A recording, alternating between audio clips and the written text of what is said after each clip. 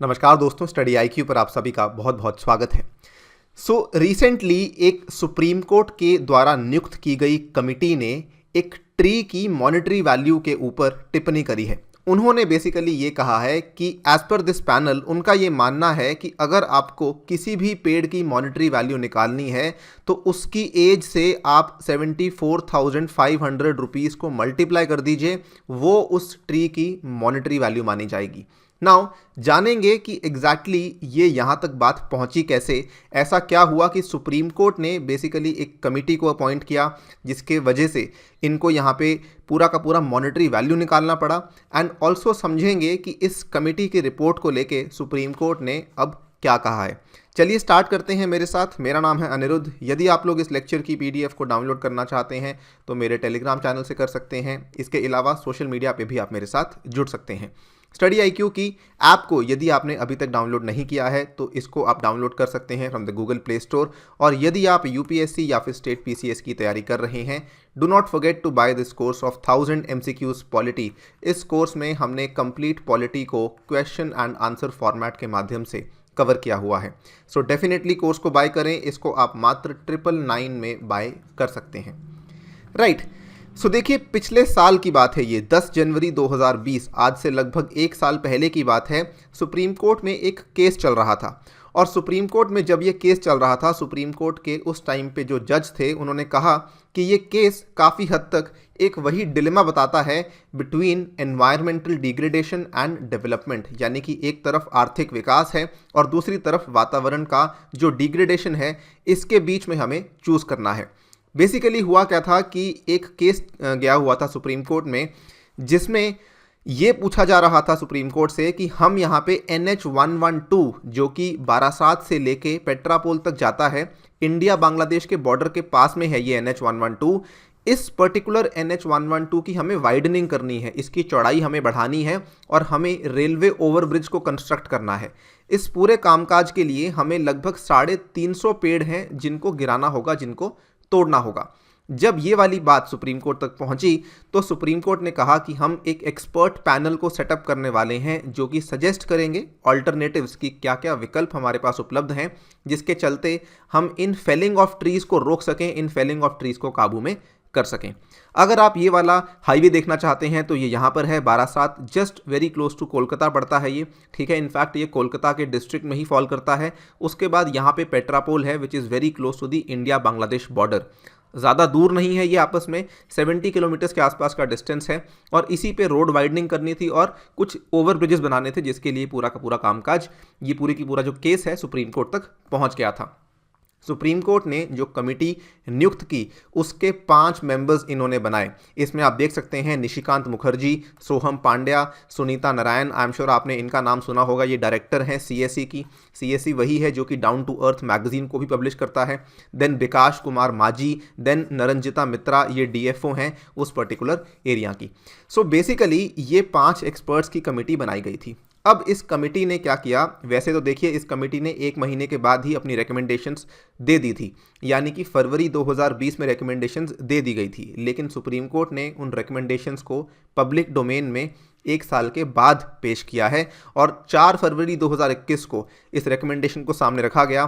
तो इस supreme court के द्वारा बनाए गए पैनल ने ये कहा है कि the value of a tree is basically age multiplied by ₹74.5K, यानी कि 74,500 से आपको गुना करना होगा उसकी एज को, तब जाके आप एक पेड़ की वैल्यू निकाल पाएंगे। सो ये पूरा का पूरा बैक स्टोरी था जो कि आपको जानना ज़रूरी था। अब ट्री की monetary worth is its age multiplied by ₹74,500 और ये भारत में पहली बार हुआ है कि किसी ट्री की वैल्यूएशन करी गई है एक कमेटी के द्वारा। कमेटी की और भी कई सारी फाइंडिंग्स हैं, उसको समझ लेते हैं।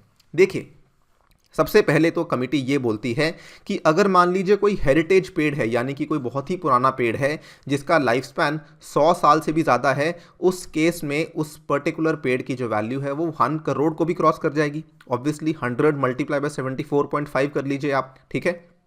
उस केस में जो पेड़ की वैल्यू है वो 1 करोड़ को भी क्रॉस कर जाएगी। इसीलिए यहाँ पर इस कमेटी ने यह भी कहा है कि जब आप इतने सारे पेड़ों को तोड़ेंगे तो जनरली आप ये पाएंगे कि जो monetary value of a project है it sometimes it is far less than the economic and the environmental worth of the felled trees। यानी कि जितना मुनाफा, जितना फ़ायदा आपको एक प्रोजेक्ट को खड़ा करने में आएगा, उससे ज़्यादा नुकसान आप उन पेड़ों को काट के झेल रहे हैं, उससे ज़्यादा नुकसान आप वातावरण को नुकसान पहुंचा के झेल रहे हैं। इतना ही नहीं, फाइंडिंग्स ऑफ द कमेटी को कंटिन्यू करें तो देखा जाता है कि इन्होंने ये कहा कि अभी तक क्या हो रहा था, अभी तक हम पेड़ों की वैल्यू को कैलकुलेट करने के लिए केवल उनकी टिम्बर वैल्यू को कैलकुलेट कर रहे थे, जबकि हमें फोकस करना चाहिए था कि उस पेड़ का पॉजिटिव इम्पैक्ट क्या है एनवायरनमेंट के ऊपर। यानी कि एक पेड़ की वैल्यू कैलकुलेट करने के लिए केवल उसकी लकड़ी की वैल्यू को कैलकुलेट करना बिल्कुल गलत तरीका है। अब ये 74,500 रुपीज़ वाली जो फिगर है, इस तक कैसे पहुँचे? उन्होंने ये कहा कि अगर हम देखें एक पेड़ जो है, अगर हम उसकी कॉस्ट देखें तो केवल और केवल उसका जो कॉस्ट ऑफ ऑक्सीजन है वही 45,000 के आसपास आता है। इसके अलावा जो एक पेड़ से मिलने वाले बायो फर्टिलाइजर्स हैं वो भी अप्रॉक्सीमेटली 20,000 के आसपास आते हैं। तो 45 और 20 65 और बचे हुए जो 10,000 के आसपास का प्राइस है वो बेसिकली आता है माइक्रो न्यूट्रिएंट्स, कंपोस्ट, ये सब चीज़ें जो आपको पेड़ दे पाता है। इन सब चीज़ों को अगर आप मिला देते हैं उस केस में ये वाला नंबर आपके सामने आ जाता है। एंड इसीलिए इन्होंने ये कहा है लिविंग ट्रीज विल मोर ऑफर than not outweigh the benefit of most of the projects. यानी कि अगर आपके जिंदा पेड़ हैं तो वो अक्सर आपका कोई भी प्रोजेक्ट हो उसको आउटवे ही करेंगे। जो लिविंग ट्रीज का बेनिफिट है वो कई ज़्यादा होता है as compared to any project. इसके हिसाब से इस कमेटी ने जो ये 356 पेड़ थे जिनको तोड़ा जाने वाला था, इसकी जो वैल्यू निकाली है आपको जान के हैरानी होगी कि इट इज़ अप्रॉक्सीमेटली 220 करोड़। इस कमेटी ने मूल्यांकन के बाद इसका जो आंकड़ा निकाला है दैट इज़ 220 करोड़। ठीक है, अब देखिए सुप्रीम कोर्ट ने इस कमेटी के रिकमेंडेशन पे क्या कहा। सुप्रीम कोर्ट ने कहा कि अगर हम इस कमेटी की रिकमेंडेशन को मान लेते हैं, ऐसे तो हर एक सरकार जो है उसका दिवाला निकल जाएगा, भले वो राज्य सरकार हो, भले वो केंद्रीय सरकार हो। So we need to fine tune a few suggestions कि जो सुझाव यहाँ पे कमेटी के द्वारा दिए गए हैं हमें उनकी थोड़ी फाइन ट्यूनिंग करनी पड़ेगी। इसी के चलते सुप्रीम कोर्ट ने अभी इस कमेटी के जो रिकमेंडेशंस हैं इनको एक्सेप्ट नहीं किया है, लेकिन इन्होंने साथ में ये भी कहा है कि जो केंद्रीय सरकार है और जो राज्य सरकार है वेस्ट बंगाल की और एक एनजीओ भी इस केस में इन्वॉल्व है, इन सभी की रिस्पॉन्सेस को इन्होंने अवेट किया है और इन्होंने ऑर्डर दिया है कि आप ये सभी के ऊपर कोई ना कोई टिप्पणी कीजिए, उसके बाद हम इन चीज़ों को फाइन ट्यून करेंगे। खैर, अगर हम कमेटी की फाइंडिंग्स को और आगे बढ़ाते हैं, देखिए इन्होंने और भी चीज़ें कही हैं। कमेटी ने यह भी सुझाव दिया है कि instead of cutting the trees for the highway projects, यानी कि अगर आपको हाईवे बनाना है तो आप पेड़ ना काटें, इससे बेटर है कि आप क्या कर सकते हैं, गवर्नमेंट कुछ और विकल्पों की तरफ भी ध्यान दे, जैसे कि जो वाटरवेज हैं उनका इस्तेमाल किया जा सकता है या फिर रेलवे लाइंस हैं उनका इस्तेमाल किया जा सकता है, सो दैट आप ट्रैफिक और ट्रांसपोर्ट इंफ्रास्ट्रक्चर को, जो एग्जिस्टिंग इंफ्रास्ट्रक्चर है उसी को यूज़ कर सकें, आपको नए हाईवेज ना बनाने पड़े। इस पर्टिकुलर चीज़ का वैसे बताना चाहूँगा सुप्रीम कोर्ट ने काफ़ी ज़्यादा सराहना की है। उन्होंने कहा है ये चीज़ को लेकर कमेटी बिल्कुल सही है कि गवर्नमेंट को एग्जिस्टिंग वाटरवेज का इस्तेमाल करना चाहिए। इसके बाद कमेटी ये भी बोलती है कि मान लीजिए आपके पास कोई विकल्प नहीं है, मान लीजिए वाटरवेज अवेलेबल नहीं है, मान लीजिए रेलवे लाइन अवेलेबल नहीं है, मान लीजिए आपको पेड़ काटना ही पड़ेगा, उस केस में जो पहली कोशिश होनी चाहिए वो ये होनी चाहिए कि पेड़ों को रीलोकेट किया जाए, making use of modern technology की जो नई आधुनिक तकनीकें आ रही हैं उसके माध्यम से पेड़ों को रीलोकेट किया जाए।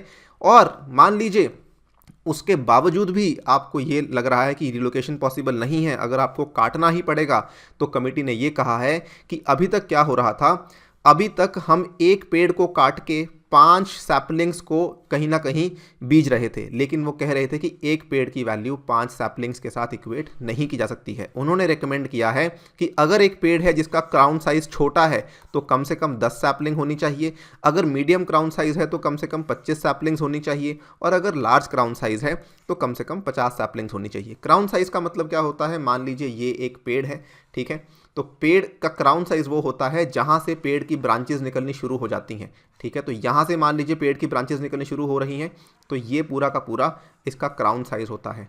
जो फॉरेस्ट्री के बच्चे हैं वो इसको समझते होंगे क्राउन साइज का मतलब क्या है, 10 सैपलिंग्स, 25 सैपलिंग्स, 50 सैपलिंग्स, उसी के साथ में उन्होंने बताया हुआ है कि स्मॉल, मीडियम और लार्ज के लिए आपको किस तरीके से डिस्टिंग्विश करना है। इस चीज़ को लेके सुप्रीम कोर्ट ने कहा है कि ये वाले जो एफर्ट्स हैं हम इस चीज़ को डेफिनेटली मानते हैं।